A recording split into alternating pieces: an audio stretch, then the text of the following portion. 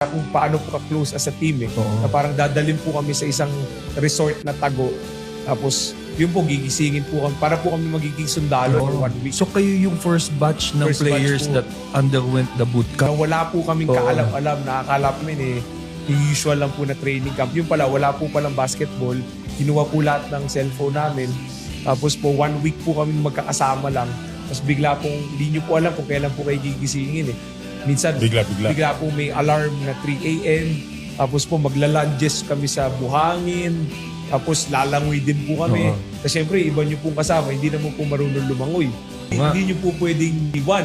Hanggang sa may isang time po, si G-Boy Babylonia po, pero po kasi dapat tatakbo sa buhangin, tapos magsiswimming, iikot. Hindi po marunong lumangoy yung veterano po namin.